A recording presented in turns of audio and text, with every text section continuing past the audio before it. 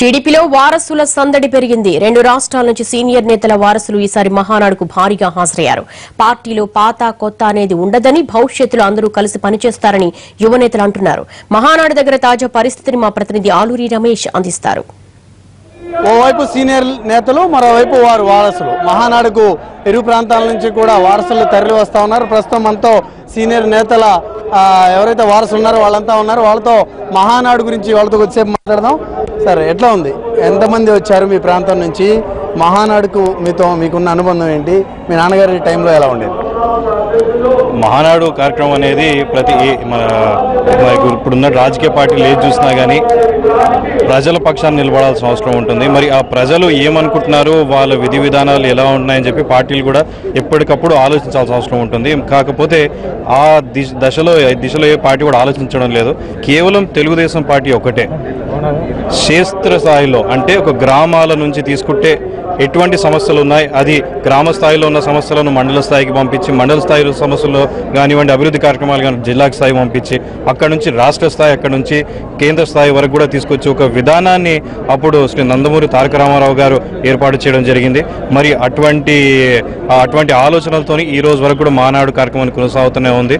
ఇంకా ఇరు ప్రాంతాల నుంచి కూడా ఎవరైతే పార్టీ కార్యకర్తలు ఉన్నారో, ఎక్కడైతే మీరు గతంలో కూడా చూసామో, ఎప్పుడైతే పార్టీ పవర్లో ఉంటుందో, మన పార్టీ ఎప్పుడైతే ప్రభుత్వంలో ఉంటుందో, అప్పుడు ప్రజల పక్షాన్ని నిలబడి ఏ విధంగా అయితే మనము ప్రజల అభివృద్ధి కార్యక్రమాలు చేసుకోవాలో దానిపైన ఆలోచిస్తాము.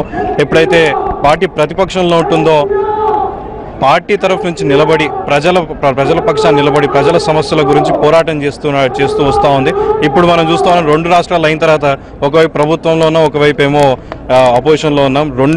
రెండు విధి విధానాలను మనం ఇక్కడ ఈ మహానాడులో మాట్లాడబోతున్నాం. అయ్యన్న పాత్రుని కుమార్ ఉన్నాడు, ఆయనతో మనం మాట్లాడదాం. అధికారంలో ఉంది, వాళ్ళు చెప్పినట్టు తెలంగాణలో ప్రతిపక్షంలో ఉంది, కానీ ఇక్కడ అధికారంలో ఉంది. ఏ రకంగా ఉంటుంది ఈ మహానాడు? ఎలా ఉండబోతుంది? యూత్కి సంబంధించి ఒక పాలసీని తీసుకొస్తామని కూడా ప్రభుత్వం చెప్తా ఉంది.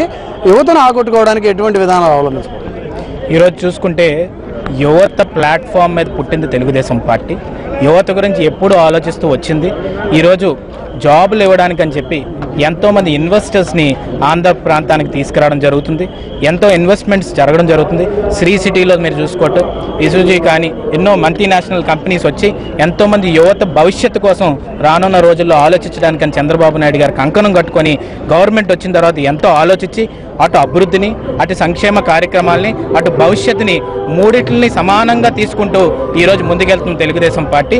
రేపు తెలంగాణలో చూసుకుంటే వీరేందర్ గారు లాంటి వాళ్ళు, చాలా రేవంత్ రెడ్డి గారు లాంటి వాళ్ళు, ఎంతోమంది పెద్ద వ్యక్తులు, వాళ్ళందరూ కూడా ఎంతో కష్టపడే కార్యకర్తలందరినీ కూడా ముందుకు తీసుకెళ్తున్నారు. 10 సంవత్సరాల అపోజిషన్లో ఉన్నా కూడా ఈరోజు ఆంధ్రప్రదేశ్లో గవర్నమెంట్ ఉంది కాబట్టి ఎంతోమంది యువతకి ఎంతో భవిష్యత్తుని, హోప్ని ఇవ్వడానికి అని చెప్పి ఈరోజు తెలుగుదేశం పార్టీ పనిచేస్తుంది.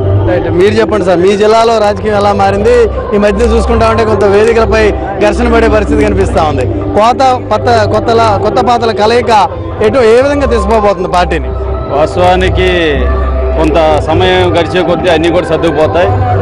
ముఖ్యంగా ప్రతి ఒక్క కార్యకర్త కానివ్వండి, ప్రతి ఒక్క నాయకుడు కానివ్వండి, అందరూ కూడా ఆలోచించేది తెలుగుదేశం పార్టీ బలపరచడానికి అందరూ కూడా కష్టపడతా ఉన్నాం. తప్పకుండా ఇక మీద కూడా తెలుగుదేశం పార్టీని బలపరిచి వచ్చే ఎన్నికల్లో కూడా 2019లో కూడా మళ్ళీ మా నాయకుడు నారా చంద్రబాబు నాయుడు గారిని, అదేవిధంగా లోకేష్ గారిని కూడా మంచి పదవుల్లో చూడాలని, అదేవిధంగా ఆయన సీఎంగా చూడాలని అందరూ కూడా కోరుకుంటూ ఉన్నారు. తప్పకుండా నెరవేరుతుంది. ఇక్కడ పరిస్థితి మొత్తం సీనియర్ నేతలుగా ఉండి ప్రభుత్వం క్యాబినెట్లో ఉన్నటువంటి మంత్రులు ఎవరో ఉన్నారో వాళ్ళ వారసులంతా కలిసి మహానాడుకు వస్తూ ఉన్నారు. ఒక యూత్కి రానున్న రోజుల్లో యువత పాత్ర పెరగాలి పార్టీలో అనేది కూడా అధినేత ఆలోచనగా ఉంది. అందుకు అనుగుణంగా ఆ రాష్ట్రంలో యువతను ప్రోత్సహించేందుకు కూడా కొత్త విధానాలు తీసుకొస్తున్నట్టుగా ముఖ్యమంత్రి చెప్తా ఉన్నారు. మరోవైపు రానున్న ఎన్నికల్లో 2019 నాటికి వీరిలో చాలా మంది మళ్ళీ బరిలో నిలవబోతా ఉన్నారు. అప్పటికే వాళ్ళ తండ్రిలుగా ఉన్న, ప్రస్తుతం మంత్రులుగా ఉన్నటువంటి వాళ్ళ తండ్రులు ఎవరైతే ఉన్నారో వాళ్ళంతా కూడా రిటైర్ కాబోతున్నారు. వారసులుగా వీళ్ళంతా వచ్చే ఎన్నికలకి మరోసారి బరిలో దిగే పరిస్థితి మనకి కనిపిస్తూ ఉంది. యువత రాకతో ఇక్కడ కొంత ఉత్సాహపూరితమైనటువంటి వాతావరణం ఉంది. NTV team Tirupati.